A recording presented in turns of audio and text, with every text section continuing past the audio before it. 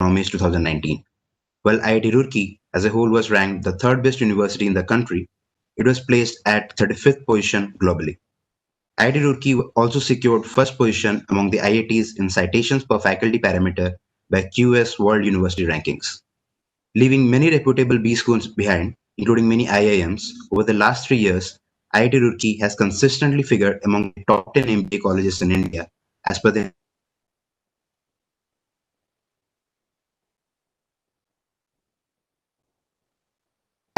and first in the parameter of research and professional practice. Students here have actively participated in various national and international level competitions and exams. A few highlights are 4 students have cleared CFA Level 1 and 1 has cleared FRM Level 1 in 2019. 4 students have bagged All India ranks in top 15 in Flip National Challenge 2019. Many have won accolades in various B School events held in IIMs, IITs, and other management colleges. Looking at the demographics of batch of 2020, it was a batch of 77 students having an average work experience of 25 months. The pre-placement offers witnessed a gigantic 300% increase as compared to the previous years. The mean CTC was 10.12 lakhs per annum and the median CTC was 10 lakhs per annum. Some of our recruiters have been KPMG, RBS, Infosys, HCL, Future First, and several others. Coming to the demographics of batch 2021, it is a batch of 48 students and has an average work experience of 23 months. The summer placement offered a variety of roles and experiences. The mean stipend was 60,000 rupees and the median stipend was 50,000. Some of our recruiters were KPMG, RBS, RBI, BIRA, Hyperverge, and several others. Now coming to our batch of 2020-2022, it is a batch of 71 students, including 43 freshers and 28 students having work experience. The average work experience amounts to 24 months. This is also the second batch after 2021, which includes students from commerce backgrounds. This is all about our department. Now, I'd like to welcome our guest of honor, Mr. Ardeshir Dastur, to the Department of Management Studies, IIT Roorkee. Mr. Ardeshir Dastur is the Senior Director Talent Acquisition at Cognizant. A respected and an incredibly experienced personality in the human resource domain, Mr. Dastur has been at the top level management positions of renowned organizations such as Wipro, Tech Mahindra, Defiance Technologies Limited, and Hinduja Group Company. So without much further ado, I would request Mr. Ardeshir Dastur to please carry on with this and enlighten us with your kind words. Sir, over to you. Thank you so much. So, good morning to all of you all again.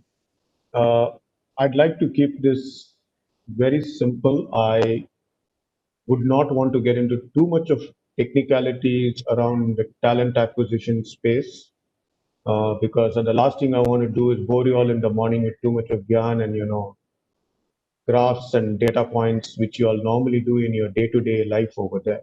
Rather, I would like to share with you my experiences of this one critical aspect when we talk of the HR or human capital, the way organizations see it today.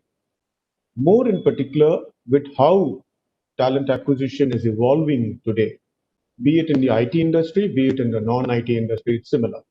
We just hire 500 Java people, somebody may hire 5 banking experts, somebody may hire 6 retail experts. It's just a number, but hiring is hiring. People's sentiment is the same. Hiring methodologies are the same, and how the candidates go through every experience is the same. We just happen to have the advantage of the volume and the numbers from our industry. So I bring to the table about 23, 24 years of being in the IT industry alone and another 7, 8 years in hardcore manufacturing industry relations before I moved into IT. In IT, I have played multiple roles, be it managing HR function for large business units, the workforce management, what we call, which we call in our parlance is IT internal allocation, where we allocate internal people to various job opportunities. And large portions of my career has been in the talent acquisition space. So today I'll dwell upon more into the talent acquisition. And that's my current role also for the last close to 4.5 years in Cognizant. In Cognizant, I manage the hiring for all the business units in India. So it cuts across all the skill families that you can think of. I'm based in Chennai.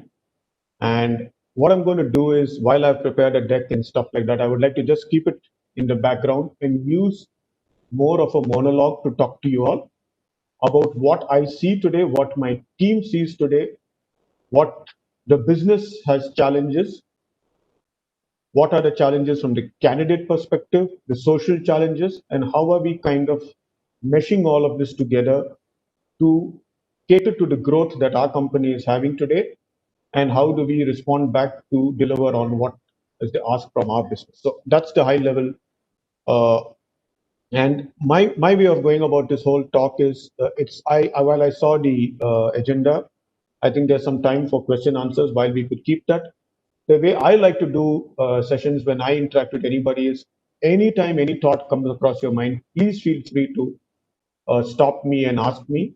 However simple the thought or the question may be in your brain, please feel free to ask. I mean, unless we talk, unless we exchange ideas, and I may not have an answer to everything that you guys may have, I can circle back to you and send you answers discussing with my own colleagues or other friends in the industry, but I'll do my best. So let's get started. If I don't know who's going to put up the first slide, but I'll just jump into it straight away.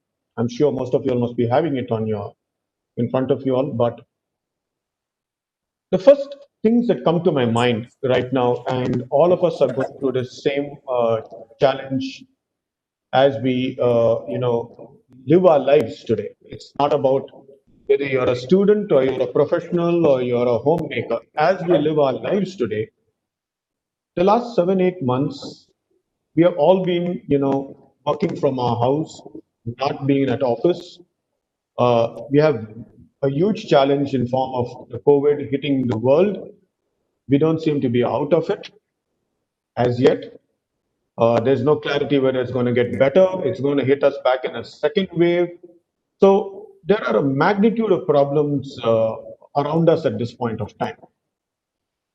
When you really put that into context into the HR scheme of things, and in the first phase of the HR scheme of things, which is the talent acquisition, and I touch upon the small box at the bottom, is the economic uncertainty. Any decision we are going to take today is not a clear decision where we have a clear visibility on the economics of how the world is going to pan out in the next 1 quarter, next 2 quarters, next 6 months, 8 months, 1 year, 18 months. We don't have a visibility. There's no one clear direction how the world is going to go. So we're living in this time of a large economic uncertainty, and I'm sure you guys know that better than me because you all must be doing far more detailed analysis and studies around it. Now, when it comes into the field of talent acquisition, and the reason why I put that second bar over there, high compensation ask, it is very simple. One side, bulk of the companies and most organizations are talking of no increases or very minimal increases or kind of freezing salaries, freezing promotions. There have been reports of layoffs, retrenchment and stuff like that. So if a candidate is going to move from A company to B company, there's a high level of risk also involved. Hence, one of the first things that hits the table is a high compensation ask because there's a risk involved. Just picture yourself if you're going to go for a holiday and the tour operator is going to tell you, hey guys, you got to trek to this really tough, thick jungle. There's going to be a lot of rain, it's going to be slippery, it's going to be slushy, but then you'll get to the resort. What's the first question you're going to ask?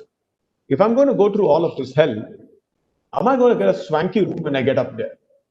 Am I going to have a hot shower? Am I going to have a beautiful heated room with all TV channels and everything working? That's the first question that we're going to ask because there's a risk quotient involved. The same thing today when we look at a candidate mindset. So if you step back 8 months, 9 months before COVID, how was the hiring in any company? We call in candidates, preferably on a weekend or after office hours. We normally showed them a swanky office. We showed them a beautiful infrastructure. We let them walk around. We let them go to the cafeteria, pick up a cup of coffee. We take them into a conference room. You do the interviews. You meet. You shake hands. You have another cup of coffee. You eyeball to eyeball. You discuss. What are we doing today? Today, you're sitting in your house. The panelist is sitting in his house. You don't even know which office, how your office really looks like, because you may not even know what a office facility looks like in Bangalore, Chennai, or Hyderabad, or Pune. You don't even know what the outside building looks like, but you're interviewing for a company. So imagine the psyche of the candidate, what's going through. So that's the first challenge that we have in front of us. How do we tackle this problem? Now, I'll pause here and I'll give you what we are doing today at this point of time. This month alone, in October, on a ballpark, we will be releasing about 1,500 appointment orders for lateral IT candidates. And that's a set target. We are going to break, most likely overshoot it. So when I say 1,500 candidates, it means nothing less than about 8,000 to 9,000 candidates need to be interviewed. And with everything happening virtual, trends today show that 37% of the interviews do not happen on the time that it is scheduled in a WebEx or in a Zoom call or in a Teams call, because either a candidate is not available or a panel is not available. So rescheduling, touching about 10,000 candidates, which in a ballpark means about 400 interviews a day, considering 26 days, 27 days on an average we work in a month. And just to give you a context, by the time my talk is over, close to 55 candidates would have gone through an interview at Cognizant. Because if you take 9 hours a day to work. So that's the size and scale that we are operating at, with the challenges today at the ground level, considering the environment we are working in at this point of time. So the volume is high. It's all virtual.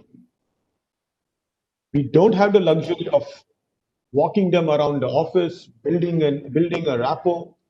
It all has to be done on a virtual call, like how I'm addressing all of you all right now.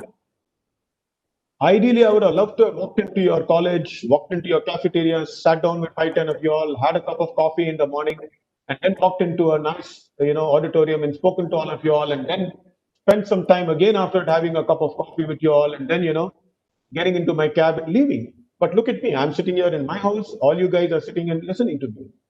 So this is the first challenge. And I'll take a minute to give you another analogy of when I was hearing Bill Gates talk many months back in one of his talks when he spoke, and they asked him about work from home and productivity.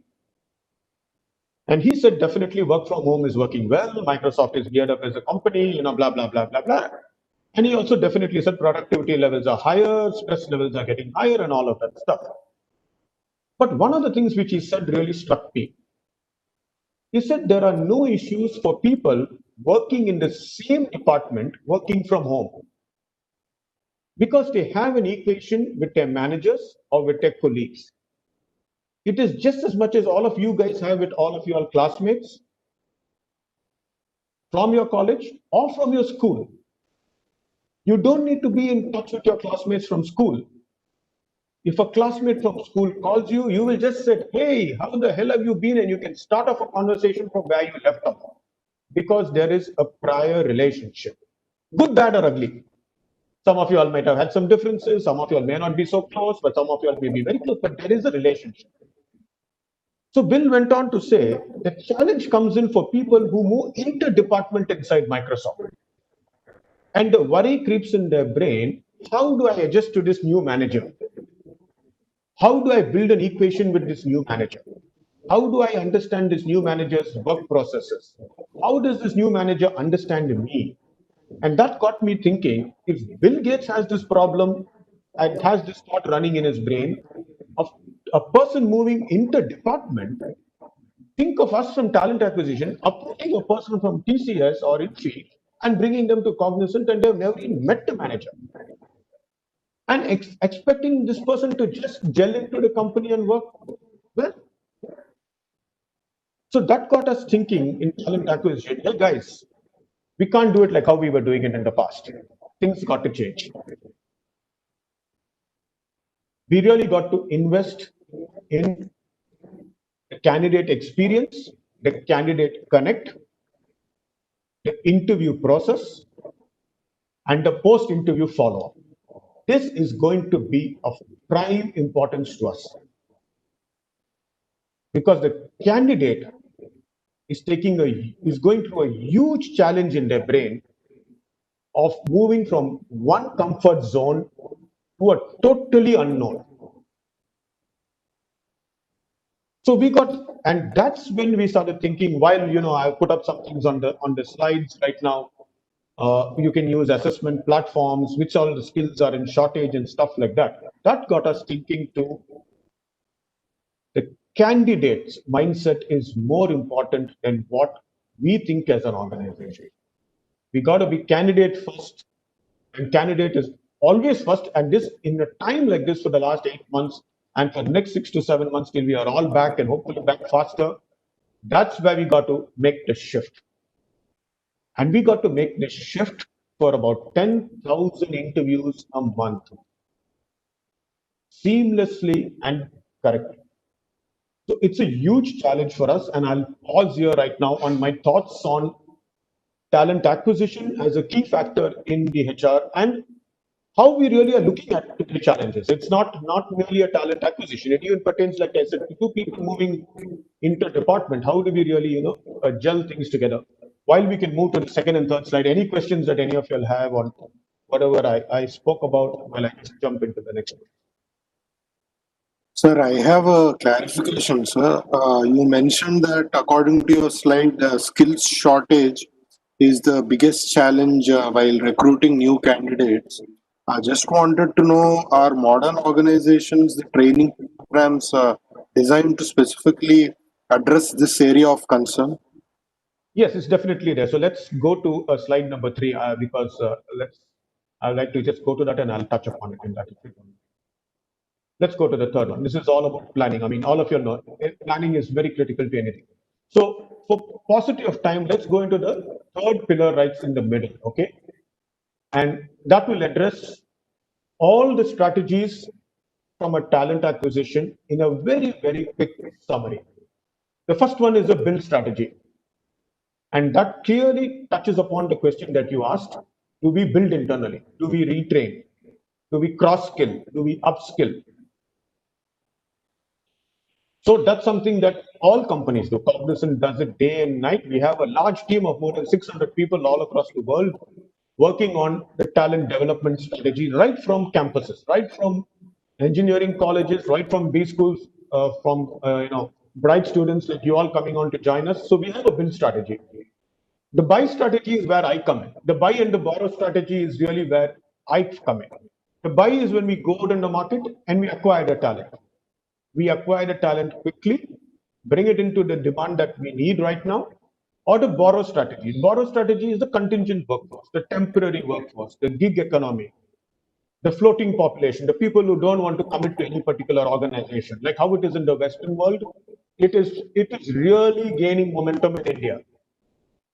And if you all see some of the rulings coming out now from the government, they're talking of more social security benefits, they're talking of more insurance benefits, they're talking of more retirement benefits for the contingent workforce.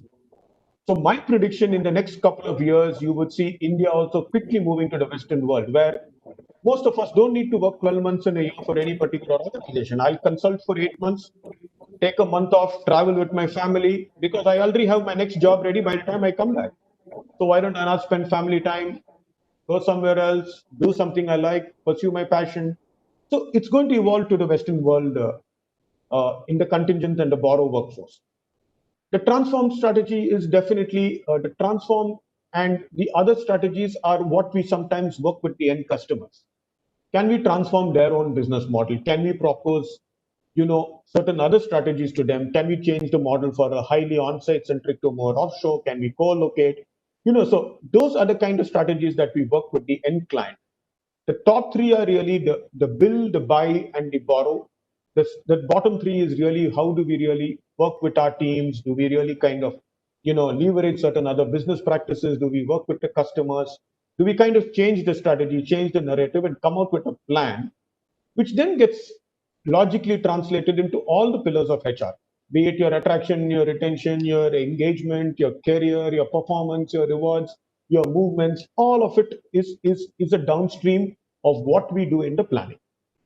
Unless your planning is meticulous, unless your planning is constant, unless your planning is real time, linked to your customers, your downstream will just crumble apart.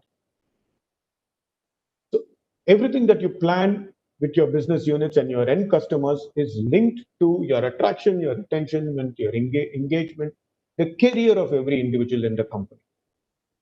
So this is a key part of any HR philosophy linked to talent acquisition, linked to training and development, linked to upskilling, linked to moving resources around from one project to another, to taking care of their careers, moving them up. For example, if you have a project lead position coming up, how do you take a senior lead and move that person into a project lead? How do you take him or her and position them for a higher role, higher career movement? So everything gets stitched into aspects of our planning. And if you do this well, you have more happier employees, you bring down your attrition, you keep them more engaged. Everything works well for you if you spend a little bit more time in the planning, in your strategic planning, your workforce planning. If you don't do it proper, it's all going to be a quick fix solution. Once the load builds up, it's going to crumble under pressure. What's going to then happen? You're going to have backlash in the market. It's going to have problems on attraction. It's going to have people being dissatisfied and leaving. You're going to have people working in the engagement, really not engaged with that end customer, engaged with the company. They're really not bothered about their career in the company because they're thinking, I'll go somewhere else. So it really has a domino effect if you really don't put it together in the beginning itself. So I hope I answered that question, and I'll pause here because I've moved away a little bit from the talent acquisition to give you all an overview of some of the aspects of HR, training, the importance it has on attraction, retention, engagement, career development, all of it together.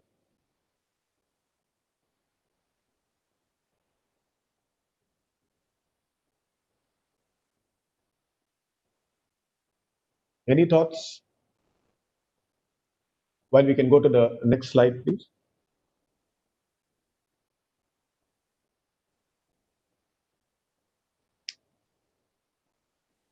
So now I'll just switch gears and get back into the pure talent acquisition ecosystem again. And going back to what I spoke earlier on the challenges that we have today in attracting talent to even come for an interview, attend our interviews, how do we manage the entire process?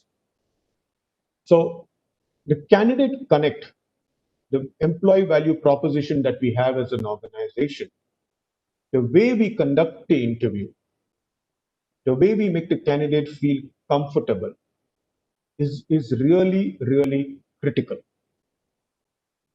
Now, some of the enablers for us to do that could be you could do digital assessments or online assessments in terms of an online coding challenge or a hackathon or stuff like that to really choose between the right talent and the ones that really need some time to really catch up on their technical skills so that you narrow down the list of things you have to deal with.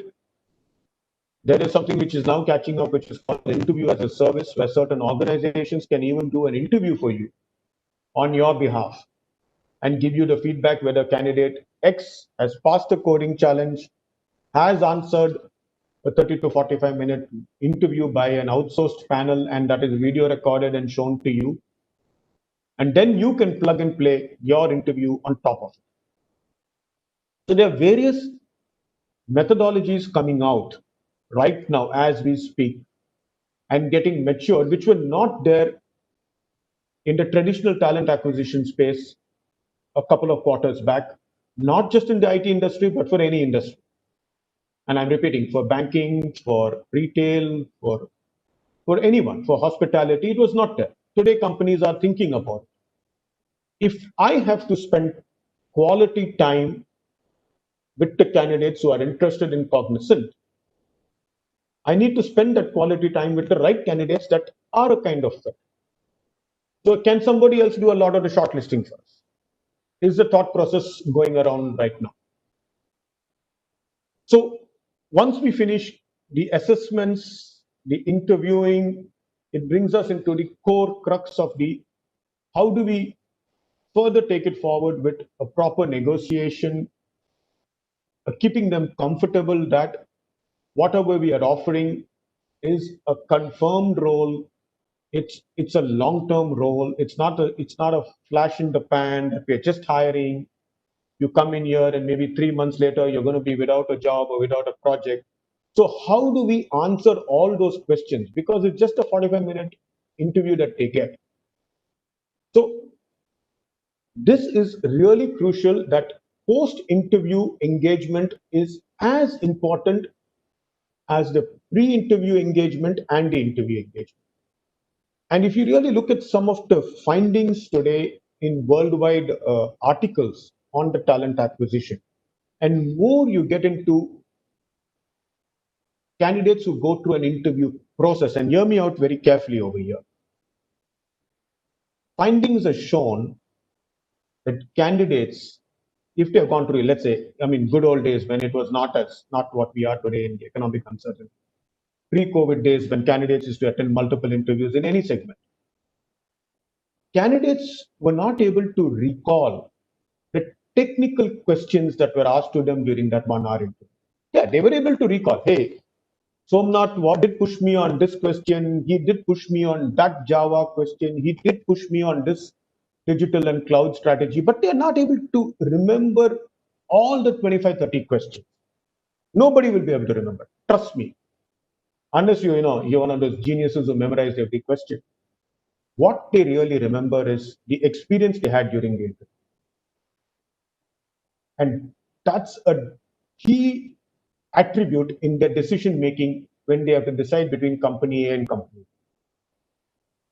So some of the things which we are telling our panels today is, guys, when there is uncertainty, economic uncertainty, when there is candidate uncertainty, candidate himself or herself is not sure whether they should be making this shift from a project team they know, from the Zoom calls they get into, to all their colleagues they know, to be going and attending an interview and joining some other organization that they're not seeing, touching, and feeling.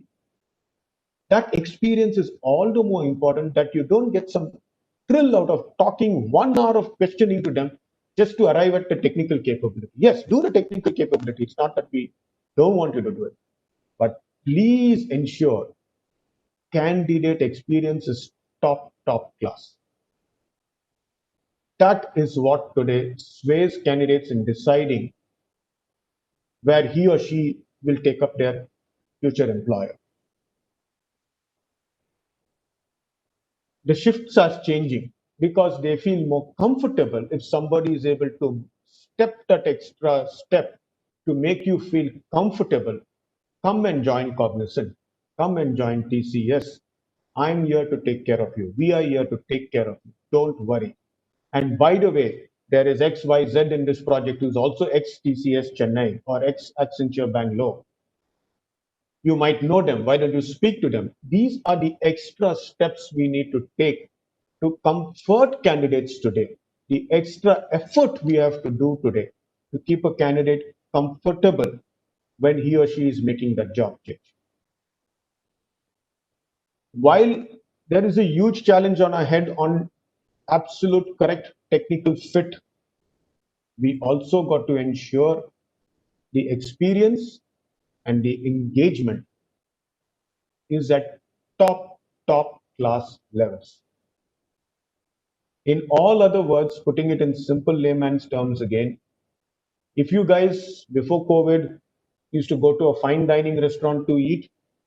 The moment you walk in, for all you know, the head manager over there would have addressed you by your name. You would have walked in with your, spouse or your girlfriend. You would have felt, wow, great. Lift my collar up. This fine dining place. They know me. I'm a regular over here. You're seated at your favorite table, or you get your table of your choice. You are made comfortable. You sit down. It's a beautiful experience. It's like a Michelin star restaurant. Blah blah blah.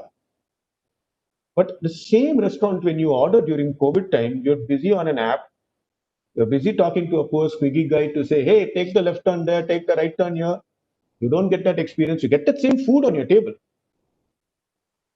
But where is that entire experience? Now imagine if that same experience came to you from a Swiggy operator. Hey, hi, Dastur. Great to have you on the call again. Yeah, you want to order? Is it your regular? You want something extra? Now imagine the way, the delight you would have got from that Swiggy call or the Zomato call when you placed your order for during COVID time. Imagine if you got a call from the restaurant saying, I'm tracking the guy with your food, it's 10 minutes away. Are you sure you want to pause your movie you're watching? Imagine the delight levels you would have gone up to.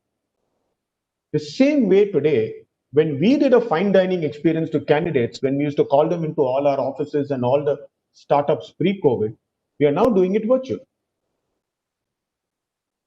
So how do we give them that same fine dining experience? How do we feel them comfortable? And how do we even tell them that even after you come and join, or even after the food reaches your house, if it's slightly cold, call us, we'll send you back a replacement meal. So even after you join, if you don't like what you have got or don't like what you've got into, yes, we can make a change. Be rest assured. So that's really what keeps me up at the night right now. And I thought in a session with you guys, and there are going to be a lot of other speakers talking, rather than getting into how do we use proctoring and how do we use digital technologies and how do we crunch CVs and how do we really look. And I mean, that's anybody can come and give. I wanted to use this time to talk to you of the challenges we face today from a talent acquisition perspective in today's real-time world. And in my view, being one of the highest lateral hiring engines in the country, and there are very few people we can look to and learn from today, because the numbers we do are practically one of the highest. So the challenges which we face, I'm sure every other company is facing today. And I'm sure there must be some of them doing better things than us, but whatever little knowledge we have, I thought it's my responsibility to share it with all of you all today as a part of your 3-day workshop going on and the sessions that you all are having. More to keep it to do with challenges, how we should react to it, how we should learn to live with it. And God forbid anything like this comes back again, we don't spend time in the learning. And whenever you all are in your careers later on in your lives, in any role you're playing, you could be a CEO of a company, you could be a CEO of a company, you could be an operations head, you could be a HR head, you could be. When this talent acquisition topic comes up, don't spend time talking to them. I want to see 5 CVs, I want to see search and match 100% fit. It has to have all the keywords in it. You should have scored 9 on 10 in the assessment. Those are all routine. We got to think of the other challenges that the world presents us and how do we manage that, our function during those challenges. So I'll recapture back again. We have to run a large volume as what we are doing today. Like I told you, on an average of 40-50 interviews happen every year, close to about 400 interviews a day, close to 10,000 plus interviews a month, resulting in about 1,500 offers, because it's on a 1:5 ratio.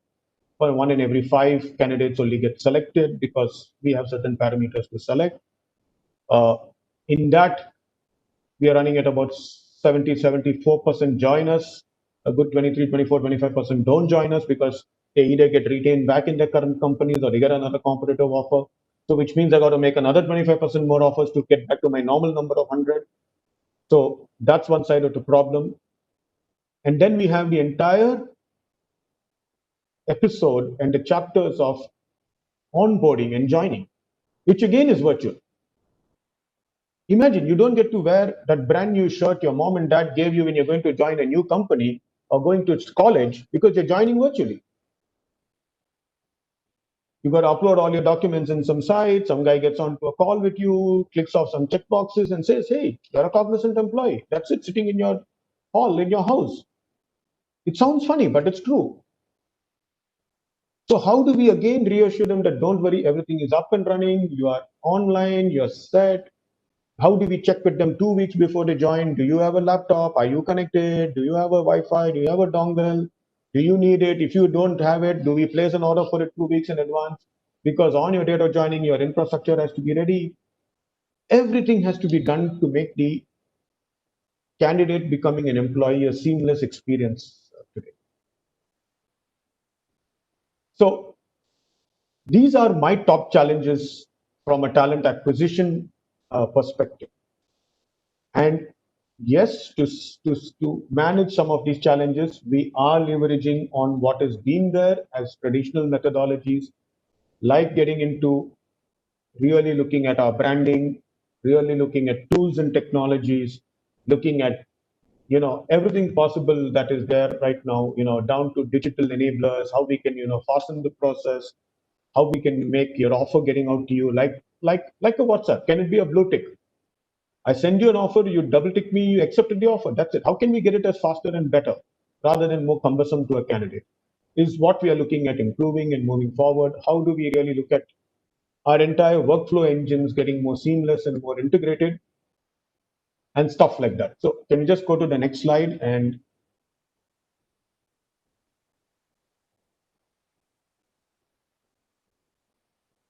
so this is just a simple, the tools and technologies that we want. You guys can look at it, but it's got all that I've spoken about, be it video interviewing, be it learning platforms, be it chatbots, engagement, and then when you come on board, the benefits, your compensation, your the tracking systems, your financial rewards, everything is a final end state of whatever I had spoken of your journey from a resume on a Naukri monster to becoming a prospect, to becoming a confirmed candidate, to becoming a shortlisted candidate, to becoming a potential employee, to becoming an employee.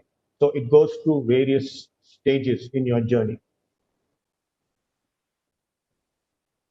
And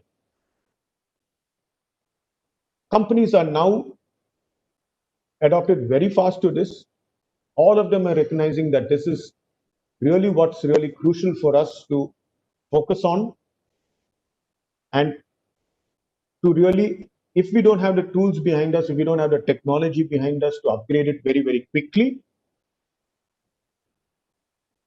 and be prepared, because the future is still uncertain. We don't know what's going to happen. Some of the global companies are still talking of another 2 quarters of work from home, very minimal staff getting back to work. We don't know about the second wave, third wave, fourth wave. We have no clue on what's going to happen. We have no clue on a vaccine. The first priority for everybody is stay safe, stay healthy right now. So this situation is going to be there for some more time. And more than anything, like I said, it's an important learning for us. And what I keep telling my teams, even we are all praying every day that we get back to our normal lives and normal work life and normal college life as soon as possible. But whatever we have learned in these last 8, 9 months, why can't we should continue it even when we get back to our normal lives?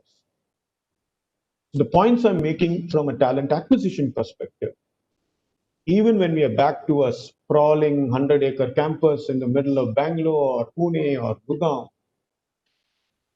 why can't we not really still continue with that 1:1 connect, even when that candidate has to walk into a 100-acre campus? Or when that student from a B school is going to be coming to join us, why can't we not have that awesome connect that we can create, even when we are back to normal life? Why can't we not just work with that mindset that we are still in a COVID pandemic and go out of our way to make people feel comfortable, be it a candidate, be it your own colleagues, be it your own friends, or be it anybody in the social fields that we live in today? How do we go that extra bit is really, really crucial. And we see it more important today in the war for talent. it's not about social branding. It's not about being up there as the best employer. It's not about throwing big bucks and having your banners all across all the media, social media posts. It's not about being active on Twitter or on Indeed or on LinkedIn. Yes, all of that is important. It's very, very important. But it serves no purpose if you're not doing the basics. And the basics is something that I use this last 30 to 40 minutes to stress upon and give you all a total different context to what I see talent acquisition today and my philosophy and my thought process of what talent acquisition is today. Rather than give you all a 30, 40 minute spiel on how we hire 25,000 candidates in a year, 30,000 candidates in a year, that's something we can talk about any point of time. That any company can talk to you, anybody can come and talk. But these are some of the thoughts that we keep brainstorming today. These are some of the continuous processes we want to keep improving. We want to see every month and every quarter, real time, how do we get better while we keep up with the speed and the velocity. How do we ensure candidate experience is top class? How do we ensure quality is top class? And how do we ensure we are always compliant and we are always process adherence is 100%? None of these can be compromised. I can't give a wonderful candidate experience, a wonderful feeling to you, but I'm not compliant, or I skip a stage in the compliance process. That's non-excusable. Compliance is also 100% because today it's all virtual, it's all video. We have to prove the identity of the person taking that video interview and stuff like that. So there are a lot of challenges. So I left it to the last. So I brought in compliance right at the end because we also have to ensure whatever we do, whatever volume we do, whatever we try our best to ensure quality is top class and engagement is top class. Compliance is also never ever compromised in the speed and in the need for us to get people on board. So I think I've a good 40 minutes into it and I'm on the dot. So let me pause right now. I just hope I was not too vague or all around the place, but I had to give you all a kind of perspective without getting into any data or being very precise because that could get boring. And that is just, I can just rattle out numbers and tell you how we have done it in the last 6 months and stuff like that. That's a no-brainer for anyone. I mean, I can do it. Anybody from another company can come and show you the same. I just wanted to give you our thought process of what we feel as the lateral hiring engine today from one of the top IT companies in India. So I'll pause right. Thank you so much, sir, for that presentation. It was absolutely on point. We'll be taking up the question answer session right now. Yeah. Sir, the first question is how has Cognizant's way of prospecting for and hiring talent evolved amid this COVID pandemic? So first is see, we have a very large database as it is existing with us. Okay, and how do we prospect? If you're asking me how do we prospect, we feel our database is one of the largest and one of the best in the country right now because we have feeds from all over the place. It's a global database, even though we have it geo specific. So we really don't have a shortage of resumes with us. But the question is, we may have a resume, a candidate may not be interested in joining Cognizant at this point. They may have applied a year or two back. Today, they may not be interested, but we have the resumes with us. So how do we convert resumes to interest levels is the first challenge that we have. And how is that first call that we make or the second call that we make to a prospect? I use the word prospect here. A prospect is somebody we're not sure is even going to turn into a candidate. A candidate is someone who's interested in your process. A prospect is just a prospect. I may have 10 prospects out there. 5 may say, sorry, not at this point of time. I'm not keen on a change. Yeah, I love Cognizant, but not at this point of time. Yes, I love Accenture, not at this point of time. It's only a prospect. But the moment a person becomes a candidate, then we start the engagement process, and the candidate might also drop out in our entire interview process. So we have all the tools and technology at our disposal right now for us to reach out or have the reach right now in any geo, as a matter of fact, for us to reach out to candidates. That's not our worry. That's really not our worry. Our worry is, are candidates keen on a job change, right? Are candidates keen to come out of their comfort zone? Those are the questions we are grappling with right now, and trends show that those numbers are not that high. Candidates prefer to be in their comfort zones right now for another couple of quarters till there's a little bit more clarity. And even today in the Times of India, there's Ashutosh from LinkedIn has given out a survey on the stress levels and comfort levels and stuff like that. So a lot of studies are going on as we speak.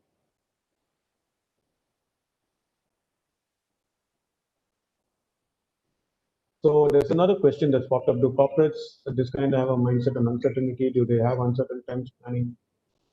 Yes, definitely. So if you see TCS's results yesterday, I mean, it's a clear indicator that at least I can talk for the IT industry. Uh, it seems that we are coming out of the worst is behind us, and we all pray the worst is behind us. I can speak for a fact for Cognizant. We're definitely the worst is behind us. I can't disclose much, but our results look very, very encouraging, and I have a very strong visibility into 2021, and it looks very, very, very good, to say the least. So we see most of this getting behind us as we speak. But we are not God. We really don't know what's in store, and we only pray that as humanity we get a better control on this virus and put it behind us. But if it gets the better of all of us around the world, then we have another challenge which we have to get ready for. But early indications are that not just the IT industry, most industries, most segments, most verticals are beginning to, find a way to get out of the storm and, look positive and look forward, right?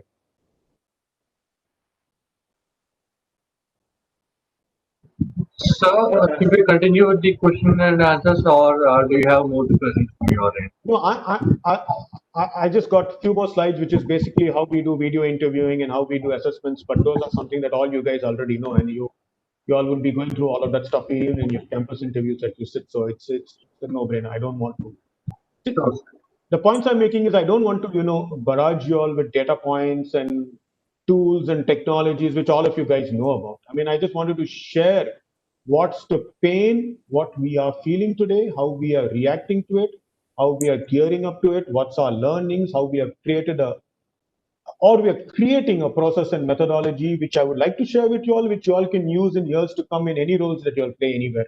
When you all are going to be playing, I'm sure you all are going to be interviewing in the months and years to come for whichever companies you join, you're going to be interviewing people. So whatever I speak today, if it's going to be of some use to you all when you all do that interview, it will make a world of a difference in the talent acquisition that you all do as individuals in companies that you join or companies that you run or whatever roles you play in the years to come. Rather than, just get a CV from your recruiter and yeah, take a look at this guy. Okay, you are working in a bank. Okay, let me talk to this guy. Okay, I'm working for Bank of America. He's from ICICI. Hey, what, blah, blah, blah, blah, blah. And okay, HR will get in touch with you. Thank you, bye, and you get off the call. Hey, that's not the way to do it. I mean, you can do it if you want to. That's your choice. But why can't you not do it like what I spoke to you all for the last 45 minutes? That candidate, trust me, even if your offer is not the best, will have a high level of guilt to call you and tell you, I'm not joining. That goes to answer the question that's popped up on the screen, the challenge we face for critical performance enabling roles. One of the challenges we have pre-COVID or post-COVID is candidates dropping out at the last minute. They don't have the guts to tell us that they're not joining Cognizant. They don't have the guts to tell Accenture, I'm not joining Accenture. Because we also have a role to play in that, because we really never engage with them in the whole process.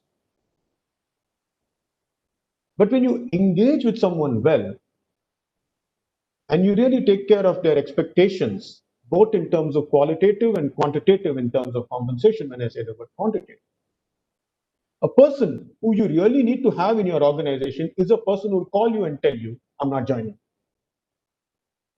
Because if you've done your bit, and if that candidate doesn't do his or her bit, it's good that candidate didn't join. I'm being very frank. because that's not the type of people that should be in your organization, who don't have the basic courtesy to say, I'm not taking your offer. So how do we face the problem of critical performers and enabling roles? It all goes down to staying in touch with them, to being in constant connect with them. Post offer also, keeping in constant connect with them. Either you do it as a group of people going to be joining or individual to ensure that you're coming on board. Now there are various tools. Again, I don't want to get into tools and technology. There are various tools today that are able to tell me that if I make an offer within 10 days, if a candidate has submitted all their documentation, this is most likely a potential joiner. It's a green. Hey, Dastur has taken 15 days to submit documents, which means it's a potential yellow. Hey, it's taken 20 days. This guy has not even submitted his current payslips. There's some doubt over here. It's a red. I am not talking about your AI tools, your AI technologies, built-in algorithms, all of the fancy stuff is there everywhere. Let's go back to basics. If you're in touch with a candidate, if you're keeping in touch, if you're talking, you're sending out emails, if you're sending out some content, hey, by the way, we won this large Adidas deal. Take a look at it. It's in your area of technology. Just keeping in touch. And if that particular candidate doesn't call you a week or 10 days before the joining date, which is if it's a critical performer in a critical role, that is not the candidate to be joining your company. Period. Because if you're done your bit, the candidate is not doing their bit. I don't think it's a DNA fit in any scheme of things, in any walk of life, not just recruitment.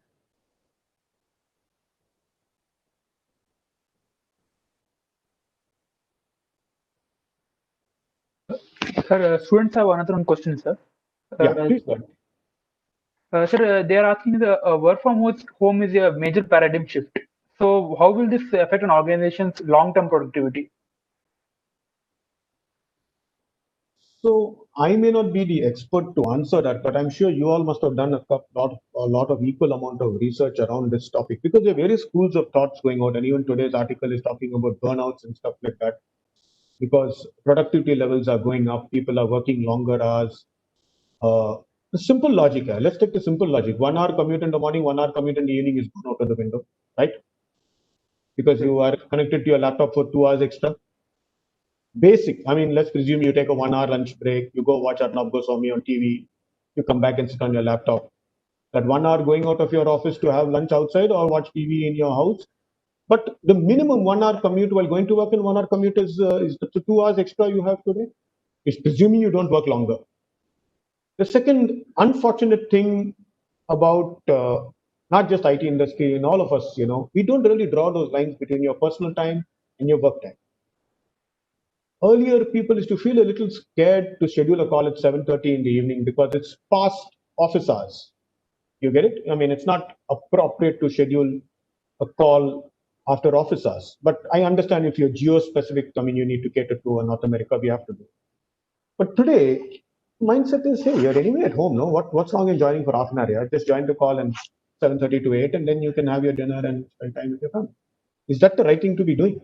Why can't we not draw a boundary lines and say, yeah, I understand 6 o'clock, I can stretch maybe till 7, but after 7, I want my personal time.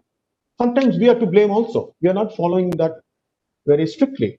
And it is creating impact on work-life balance. It's creating impact on stress levels. It's creating impact on health. It's really crazy. I mean, can you believe it? I get WhatsApp messages from my managers asking me permission to step out from their house for 1 hour. It's come down to that in the COVID world. It's so crazy.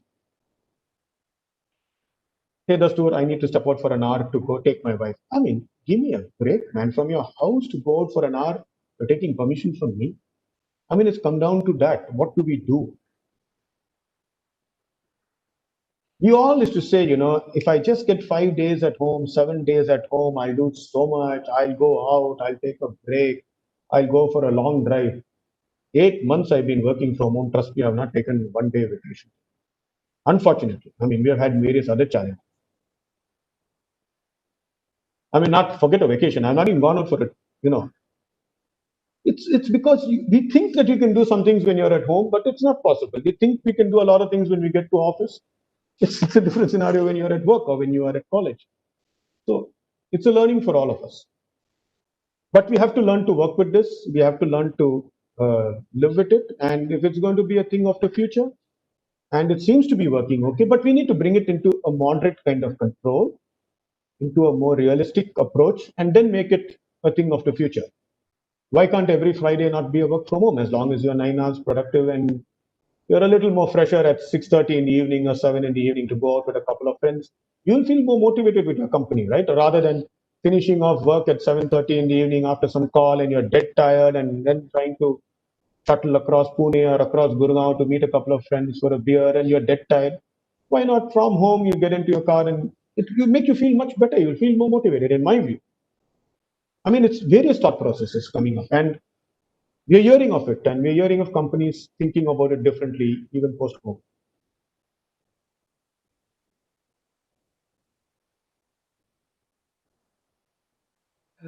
Sir, another last question we have for this session, sir. Uh, one of the students is asking is what are the new upcoming trends in HR systems or the process automation sector? So the old ones continue, be it when I say old means the very, very new ones pre-COVID. That is a lot of emphasis now on assessments and hacking challenges and online coding challenges and assessments and stuff like that. Video interviewing is was started, but now we can't do without it. It's become a necessity. It's no more good to have. The third thing is where we are spending a lot of time, and I'm brainstorming and spending a lot of time, is on the candidate engagement. And there are no really strong tools right now for candidate engagement or candidate experience. There are very strong tools for customer experience today. A housewife buys a washing machine, she tweets about it, the company gets to know. You get it? But there are companies that are having a candidate experience now being created, but it's not that strong or that robust. And companies are really investing time as we speak to mature those kind of tools and technologies. So if you ask me, while we have assessments, while we have video interviewing, you have a search and match of the right CV, you put the keyword searches, all those are, I would say, in my scheme of things, and if you're going to talk like the new generation, those are old technologies. Even video interviewing is old. If you lived with it for 8 months, it's an old technology. Video on your phone is old. Recordable, traceable is all old technology. Where we are not strong is candidate engagement, candidate connect, candidate experience. There are tools. I'm not saying there are not much tools, but that's where I'm investing bulk of my time right now on how can we draw certain benchmarks over there, and how do we see how we can improve. If a candidate engagement score is 4, how do I move it to 6? How do I move it to 10 by 2021 end? So that's something I'm spending some time on right now when we are evaluating a couple of partners who can bring some solutions to the table. All the rest, chatbots, virtual interviewing, virtual scheduling, online links, the COVID has shown us that it's all old technology in my view. While it's new, it's old in my view. It's gone past. All right, sir. Thank you, sir. Thank you for your insights on how to strategize according to this sudden change in the market and how to utilize proper technology to get the best from your workforce and increase the productivity and of the organization. The knowledge and insights which we gain from you will stay with us for times to come, and it will help us in our future careers. And I would also like to thank Satish sir for joining us today and for great and for joining us in this session also. Sir, another thing, we are delighted to tell you that on this occasion of Avenir, we have taken an initiative for breaking darkness. As you know, Avenir means growth, and the best way to add meaning to the event would be to help someone grow. There's no better helping hand for growth than education. So each year, starting from this year, DOMS will be donating a sum of to Hope Foundation for sponsoring the education of underprivileged children, girl children, in honor of the guest speakers gracing this conclave. That's really great. That's really great. In fact, I'm very happy to see this. And in Cognizant, we have our own social causes which we call outreach, where we work with people from the underprivileged segments, people who can't afford education. In fact, we have people in our own teams. We are looking at getting people into our own teams to be a part of the talent acquisition team. We are expanding onto that. It's really good to, it makes you feel good end of the day. I mean, to help out people in need and really, see, I may hire 1,500 people every month, but to hear a girl talk to me and tell me that in her village, it takes a kilometer to walk to buy a matchbox. And she's working there with a dongle and a laptop connected to Cognizant. Gives you more pride than hiring 1,500 people a month. You just get that one hire on, to be honest with you. I mean, while it's also important to ensure we get, employ 1,500 people every month and help people grow in their careers. But doing social causes is also equally important. And I'm very happy to see this and just took a minute or more to just share what we also do on a day-to-day basis. It's a very important part of our DNI initiative with talent acquisition, very closely embedded into us right now in every step we take, and also looking at people with uh, uh, differently abled, how we can really create career opportunities for them. So we're doing a lot of stuff on that side also, which we're not stopped for last couple of years since the outreach has really matured in our company and won a lot of national awards. And now we're looking at how do we move to the next step. So once again, guys, thanks. I hope my talk, even though it really didn't get into any traditional preschool PPT with a lot of data points, graphs, Excel sheets, GB and GB of data. I just wanted to walk you all through because I know you are going to be the future of this country. You're going to be playing roles in the future. You're going to be hiring people.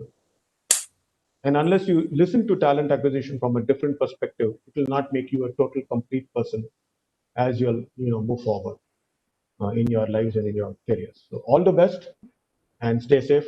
And thanks once again for inviting me to be a part of it. Thank you so much. Thank you, Really sir. privileged. Thank you. Thank you, sir. And one vote of thanks from students from lockdown. Thank you. Thanks. That's really great. Thanks a lot. Thank you, sir. Thank you. Thank you. Thank you.